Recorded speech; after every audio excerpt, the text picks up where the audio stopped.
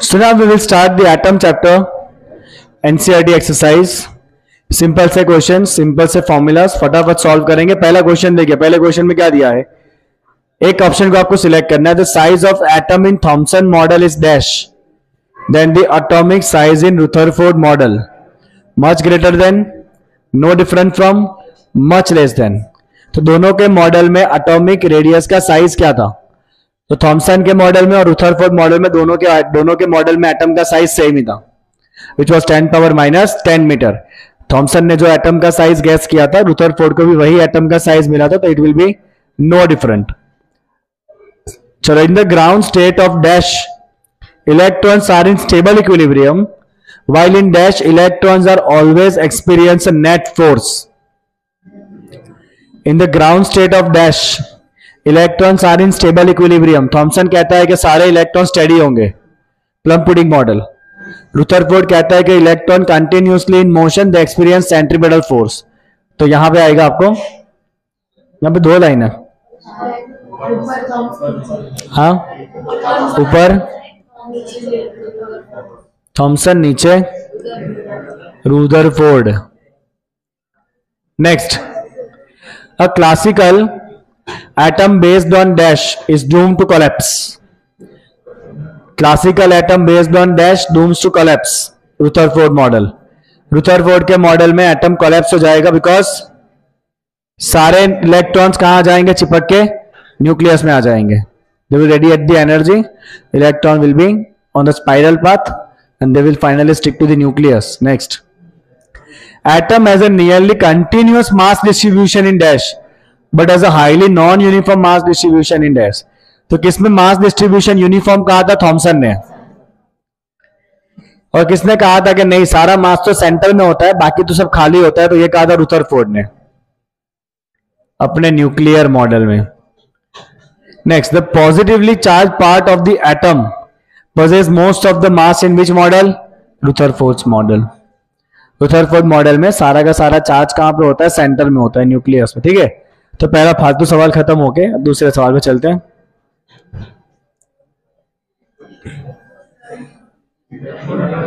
और अपन second question, चलो क्या है सेकंड क्वेश्चन में है, कुछ काम का देखते हैं। Suppose you are given a chance to repeat the alpha particle scattering experiment using a thin sheet of solid hydrogen in place of gold foil. What result do you expect? अगर तुम्हारे जैसे साइंटिस्ट ने gold foil की जगह पे solid hydrogen की foil लेके experiment किया, तो रिजल्ट क्या होगा? तो रिजल्ट ये होगा कि अल्फा पार्टिकल जो हाइड्रोजन से हैवी होता है वो क्या करेंगे, सारे अल्फा पार्टिकल, सारे जो हाइड्रोजन एटम्स होंगे उनको नॉकआउट कर देंगे, नॉक ऑफ कर देंगे, उड़ा देंगे, राइट? क्योंकि अल्फा पार्टिकल क्या होता है? Helium nucleus, they have the mass of 4u and hydrogen का मास क्या होता है? खाली 1u। तो जैसे ही वो अल्फा पार्टिकल आएगा हाइड्रोजन को उड़ा देगा, right? So what will happen? Alpha particle being heavy, alpha particles being heavier than hydrogen atom, they will knock out hydrogen atoms. ले, कोई एक्सपेरिमेंट का रिजल्ट तुमको नहीं मिलने वाला है, ठीक है? चलो next, what next we have, let's see, what is the shortest wavelength present in Paschen series? बेटा शॉर्टेस्ट वेवलेंथ मींस इलेक्ट्रॉन कहां से नीचे आएगा? इंफिनिटी से, राइट? सीरीज कौन सा है? Paschen. So we write here Paschen series, मतलब इलेक्ट्रॉन को कहां रुकना है? आके लाइमन बामर पाशन, इलेक्ट्रॉन को आके कहां रुकना है? 3 में। आपको कहा है शॉर्टेस्ट वेवलेंथ। शॉर्टेस्ट वेवलेंथ मतलब इलेक्ट्रॉन कहां से नीचे आएगा? इंफिनिटी से। तो n2 क्या होगा आपका? इंफिनिटी। चलो रिडबर्ग फॉर्मूला यूज करो, 1/λ = 1.097 × 10⁻7 1/n1 square minus 1/n2 square. It will be 1.097 into 10 power 7. This will be 1/9. So lambda is equal to 9 divided by 1.097 into 10 power 7. What is your answer? 8.204 into 10 power minus 7 meter. Nano में convert करो 820.4. So lambda would be 820.4 nanometre. इसमें अगर ऐसा होता ना longest wavelength, तो longest wavelength के लिए हम n2 कितना लेते हैं? n1 + 1, 3 + 1 4 लेते हैं, राइट? चलो नेक्स्ट क्वेश्चन.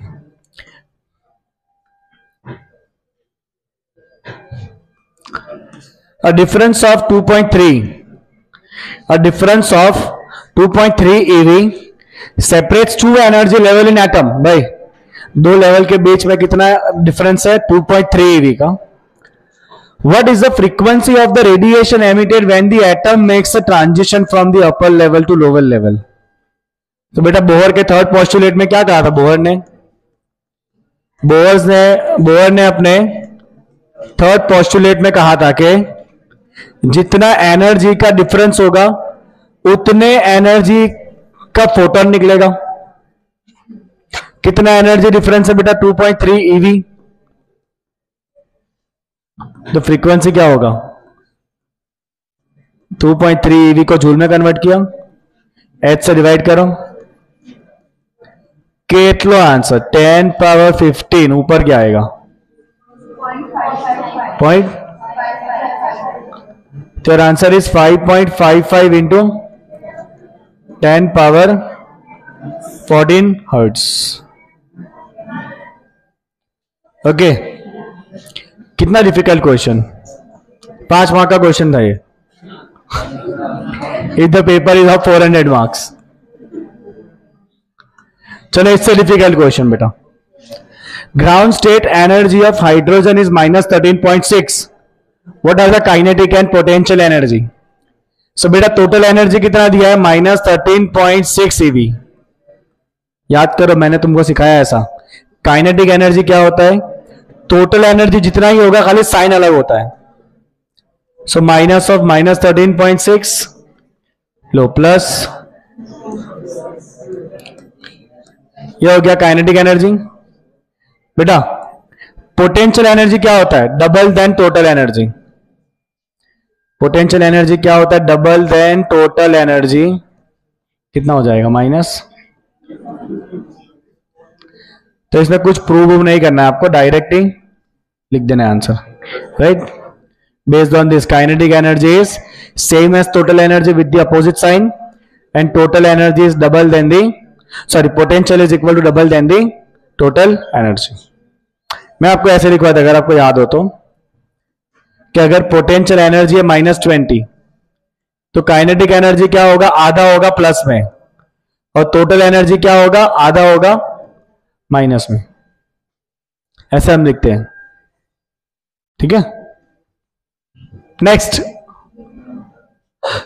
एक तो डिफिकल्ट क्वेश्चन आए, 2 क्वेश्चन साथ में ले लेते. चलो 12.6 क्या कहा है? देखो, hydrogen atom initially in the ground level absorb a photon which excite it to n = 4.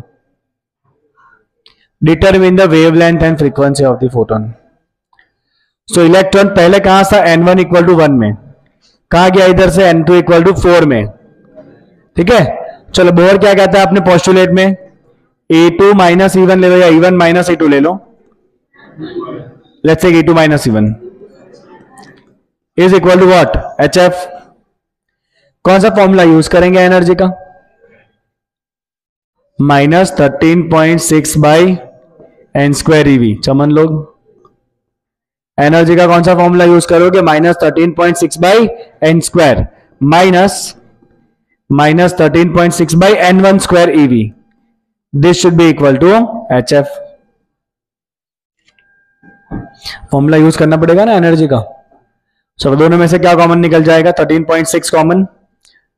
13.6 common आ गया.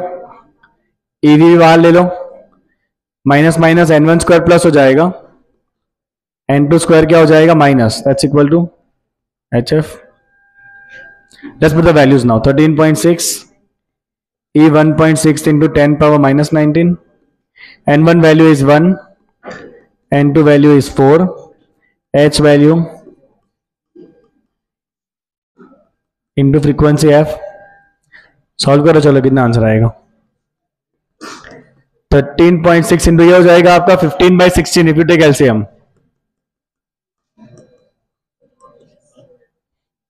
इसको नीचे डिवाइड करो 6.626 को. 10 पावर कितना हो जाएगा minus 19 plus 34, 10 power will be 15. What's your answer? Calculation में गलती करोगे तो आप रिस्क में आ जाओगे, बाकी क्वेश्चन बहुत सिंपल है. How much? Into 10 power 15 hertz. Okay, you would also like to find out the wavelength. क्या फाइंड करना है आपको? वेवलेंथ क्या करेंगे? बढ़िया. वेवलेंथ लैम्बडा क्या हो जाएगा? c by F. Wavelength lambda क्या होता है? c by F. c का वैल्यू, f का वैल्यू, आंसर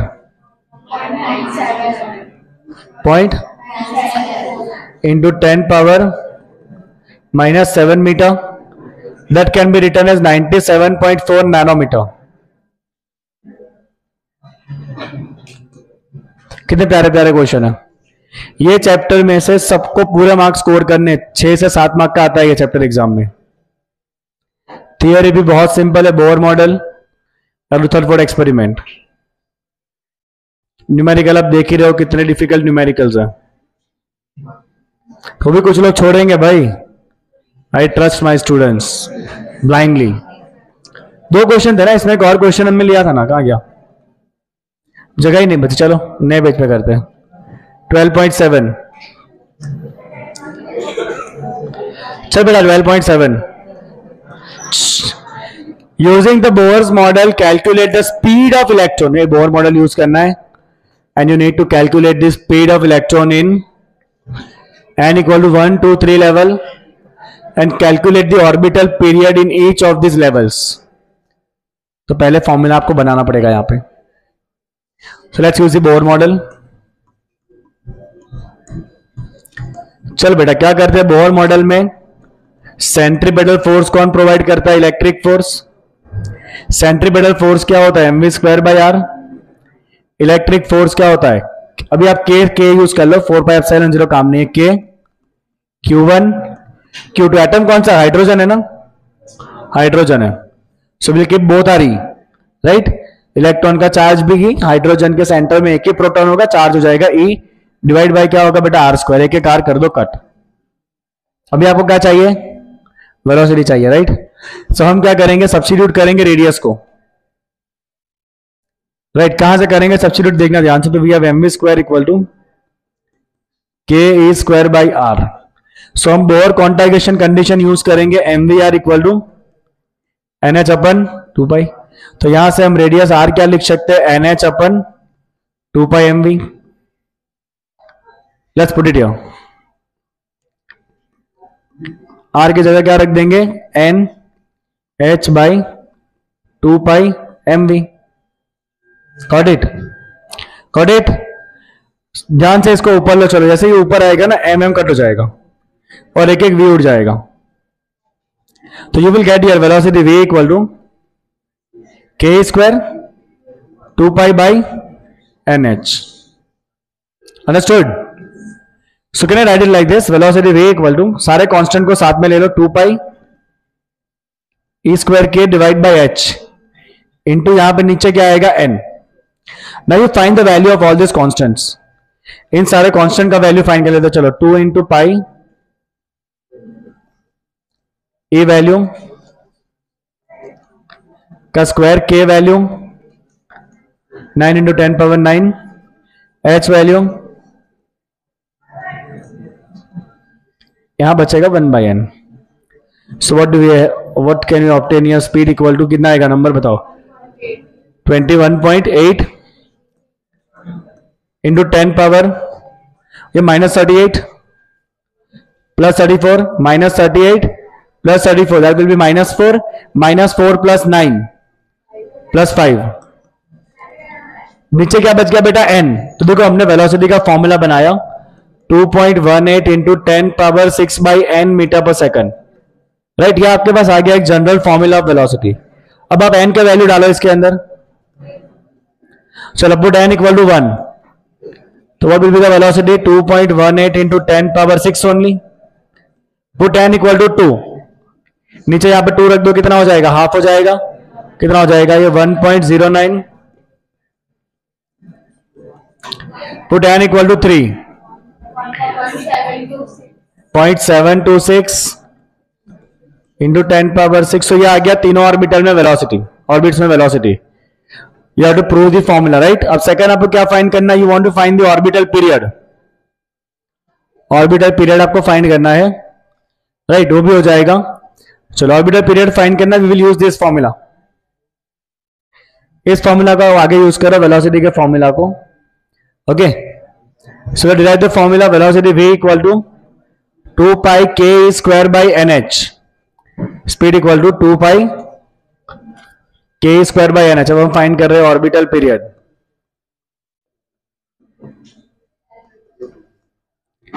आपको ऐसा रिलेशन बनाना है जहां पे खाली और खाली क्या हो, आपके पास टाइम पीरियड ही हो। टाइम पीरियड और n, और कुछ नहीं होना चाहिए। फॉर्मूला क्या बनाना है जिसमें खाली टाइम पीरियड किससे रिलेट हो, n के साथ रिलेट हो और कुछ ना हो। क्या करेंगे हम, वापस सेंट्रीपेटल फोर्स कौन प्रोवाइड करेगा, electric centripetal force mv square by r, electric k q1 q2 by r square, एक एक r कट। स्पीड की जगह हम रख देंगे 2 pi r by t whole square k square by r। ध्यान देना यहां पे m into 4 pi square r square by t square k square by r ऊपर आ जाएगा, क्या हो जाएगा r का r क्यूब। यहां क्या बचेगा k square.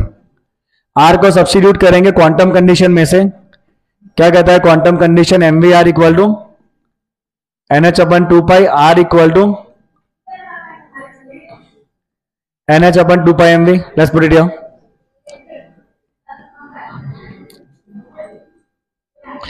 n h upon 2 pi mv, speed आपको यूज करना ही पड़ेगा, whole cube should be equal to k square, right. इतना सारा ही काम करते हैं, इतना सारा डिराइव नहीं करना है, वापस डायरेक्ट स्पीड को यूज करते हैं ना। स्पीड का जो फॉर्मूला बनाया था उसको यूज करते हैं। क्या बनाया था हमने स्पीड का formula, 2 pi k square by NH, right. 2 pi k square by NH। अब यहां पे स्पीड की जगह रख देते हैं 2 पाई r बाई t,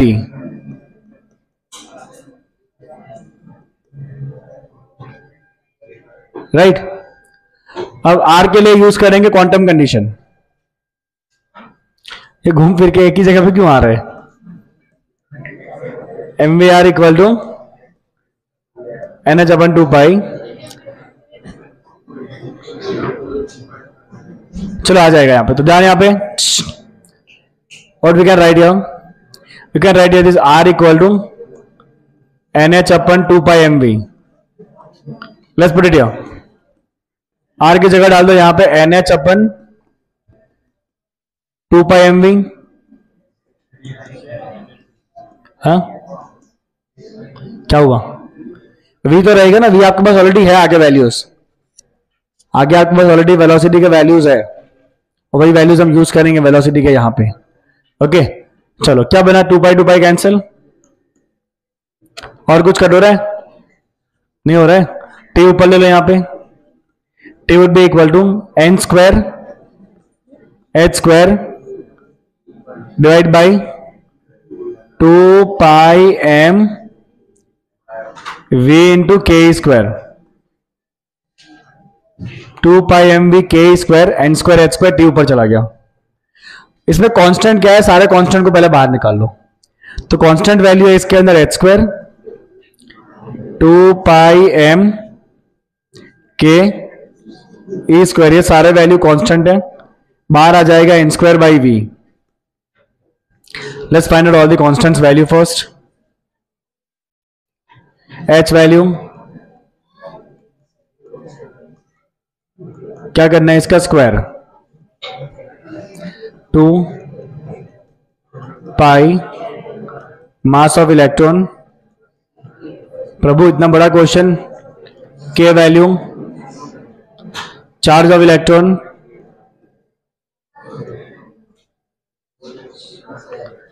और भी बचा है साथ में, तो खाली कांस्टेंट का वैल्यू है।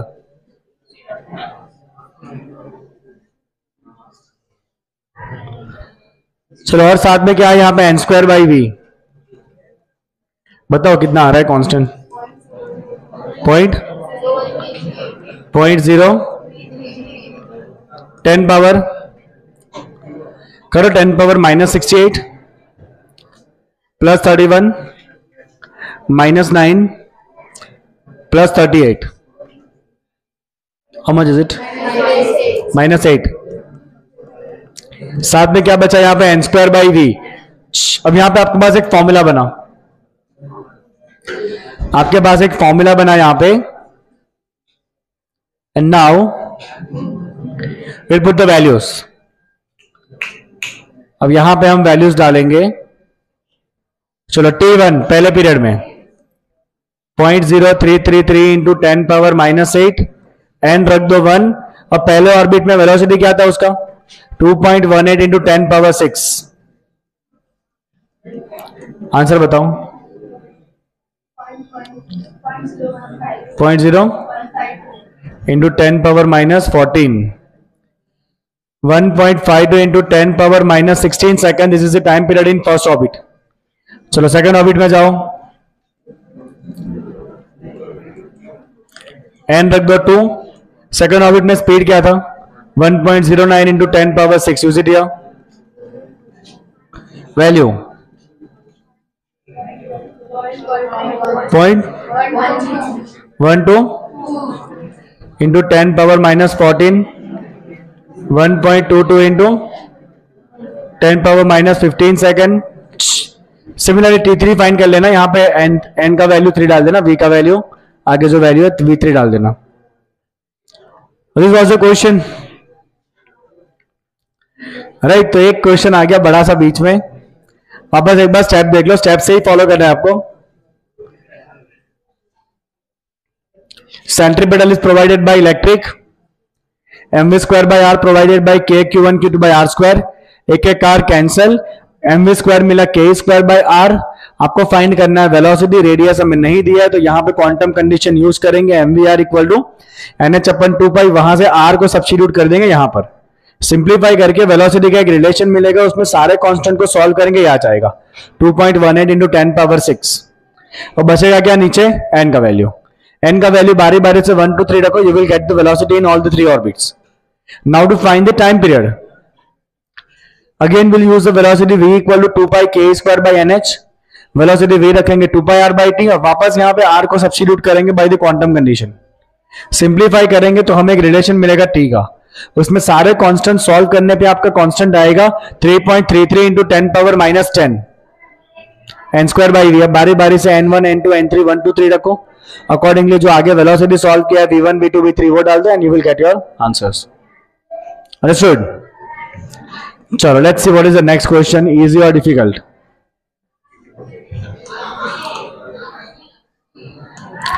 चलो, the radius of the innermost orbit, radius of the innermost orbit is 5.3 into 10 power -11 meter. The question is what are the radius of n equal to 2 and n equal to 3? So directly आपके पास relation है Bohr model में। क्या कहता है Bohr model? Bohr model कहता है कि radius is proportional to n square. So we can write here r2 by r1 is equal to n2 by n1 whole square, 2 by 1 whole square. So r2 equal to 4r1. Simple formula based question, r proportional to n square. r1 का value कितना है 5.3 into 10 power -11, this will be 21.2 into 10 power minus, तो ये हो गया R2। Similarly let's find R3। क्या लिखेंगे R3 find करने के लिए?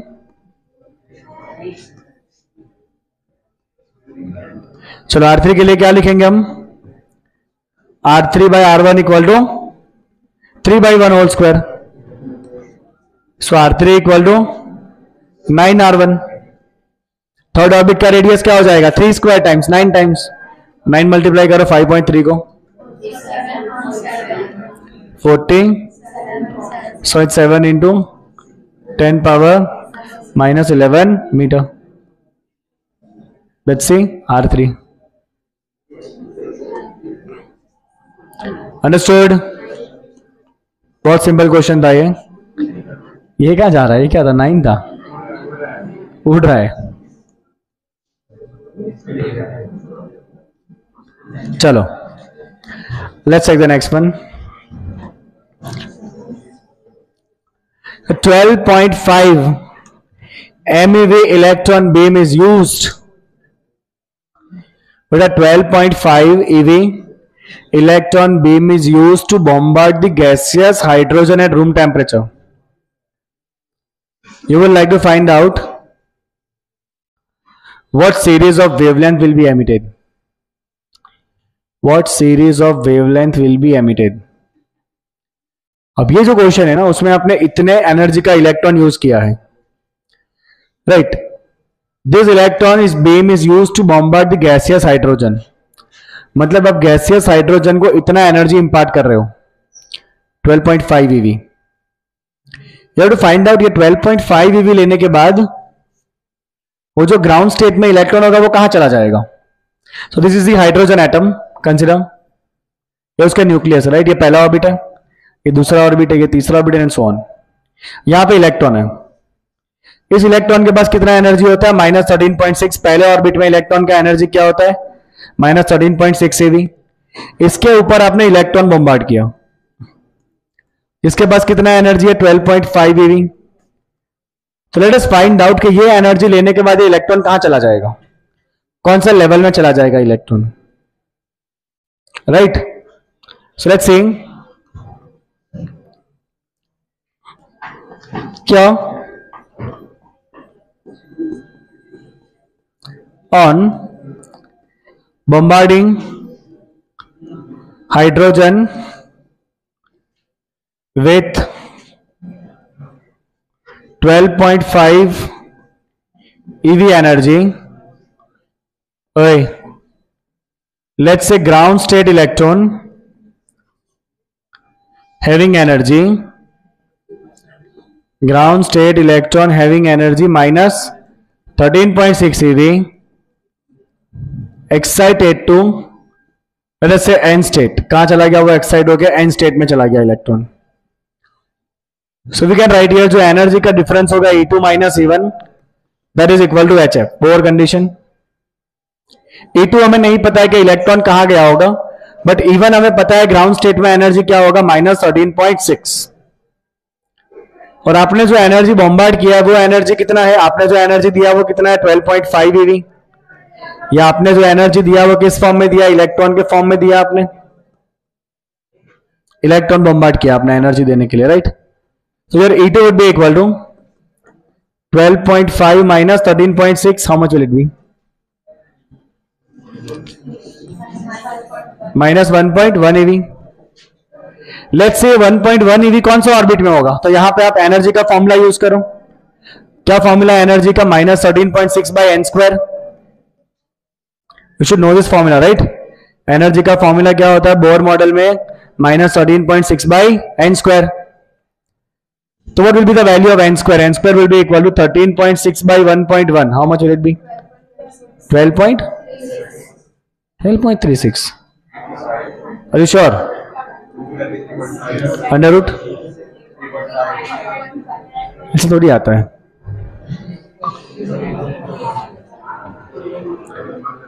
ऐसा कहां से आ गया? चलो कोई नहीं, यहां पे आपका n का वैल्यू कितना आ रहा है? 3 कितना आ रहा है? 5। 3.5। तो देखो अभी n का वैल्यू फ्रैक्शन में तो अलाउड है नहीं, ऑर्बिट में फ्रैक्शन नहीं हो सकता है, मतलब इलेक्ट्रॉन यहां पे कौन सा लेवल तक एक्साइट होगा, थर्ड लेवल तक एक्साइट हो जाएगा, फोर्थ लेवल तक वो नहीं जा पाएगा, वो थर्ड तक एक्साइट हो जाएगा। That means electron excite to n equal to 3, electron excites to n equal to 3, right. अब जब इलेक्ट्रॉन 3 में से नीचे आएगा तब वो कौन कौन से लाइंस एमिट करेगा वो आपको बताना है। इलेक्ट्रॉन जब 3 में से नीचे आएगा, इलेक्ट्रॉन थर्ड लाइन में से नीचे आएगा, लेट्स सी जब इलेक्ट्रॉन थर्ड लाइन से नीचे आएगा तो कौन कौन से लाइंस एमिट करेगा, ये थर्ड लेवल, ये सेकेंड लेवल और ये फर्स्ट लेवल, 3 2 1।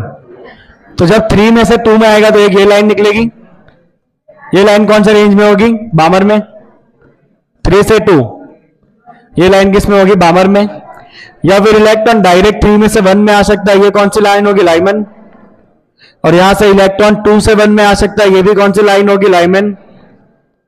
तो आपको यहां पे एक सीरीज एक लाइन बामर की मिलेगी और 2 लाइन लाइमन की मिलेगी, राइट। तो बामर में कौन सी लाइन मिलेगी आपको, so will get the, question क्या पूछा है, what series of wavelength will be emitted, right. So we write here one wavelength of Balmer and two wavelength of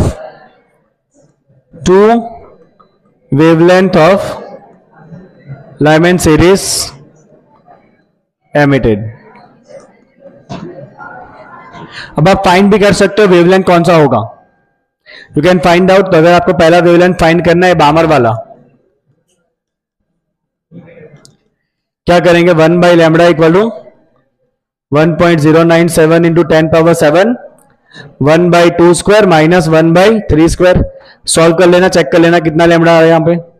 similarly आपको लाइमन के भी दोनों वेवलेंथ फाइंड करने तो आप कर सकते हो, Lyman series 1 by lambda equal to 1.097 into 10 power 7, 1 by 1 square minus 1 by 2 square एक आएगा, और दूसरा आपका वेवलेंथ आएगा 1.097 into 10 power 7, 1 by 1 square minus 1 by 3 square, ये वाला लाइन 37, राइट। तो इतने आपको लाइंस मिलेंगे, आप आंसर फाइंड कर लेना कौन सा आ रहा है, right. So this line is for 2 to 1, ये वाला line it is from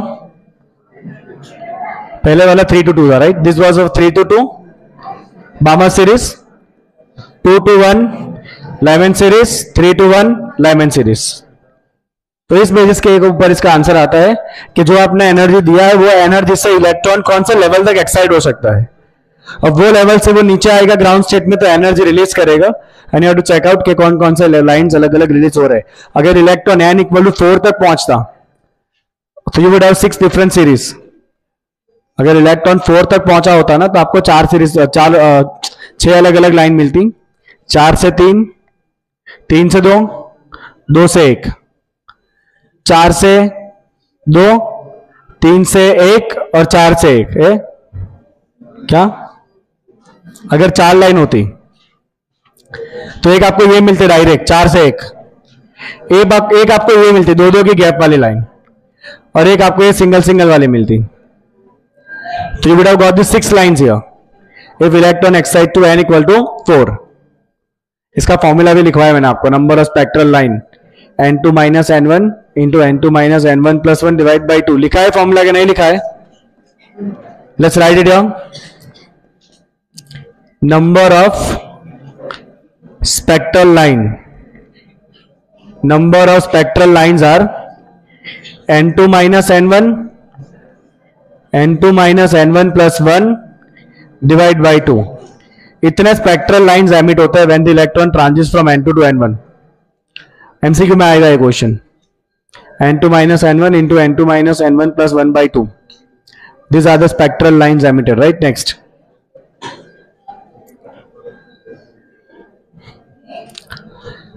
So last one from the exercise in the question is,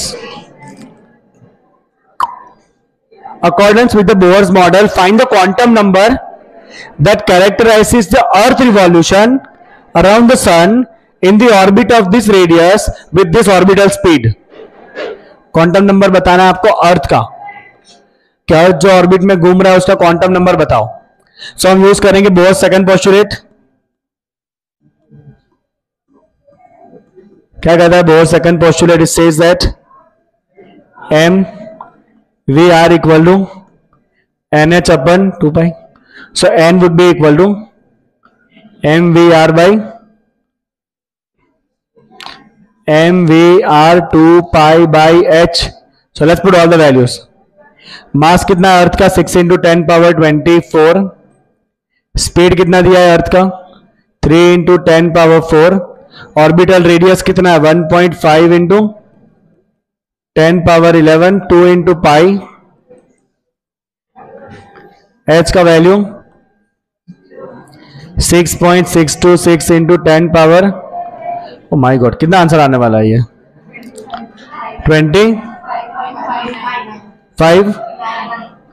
10 power 24 plus 4 plus 11 plus 34 70। My god, सीधे क्वांटम नंबर है, वे समझ जाने का। It is 2.56 you can write into 10 power 74। This is your answer. इतना quantum number होता अगर आप बोर मॉडल आप अर्थ को अप्लाई करते तो अर्थ जो ऑर्बिटल में घूम रहा है ना, ऑर्बिट के अंदर, उस ऑर्बिट का क्वांटम नंबर ये होता 2.56 into 10 power 74। So that is the end of the exercise of the chapter atoms. यहां पे एटम चैप्टर होता है खत्म। ओके, अब इसके अंदर एक दो ना एडिशनल क्वेश्चन भी इंपॉर्टेंट है। एक दो क्वेश्चन ऐसे जो एग्जाम में आपको पूछे जा सकते हैं, एडिशनल क्वेश्चन, बाकी मेजोरिटी तो फालतू क्वेश्चन है। ओके, एक ये वाला एग्जांपल इंपॉर्टेंट है 12.15, ये आपको होमवर्क में सॉल्व करना है, राइट। एनर्जी का क्वेश्चन है सिंपल, एंड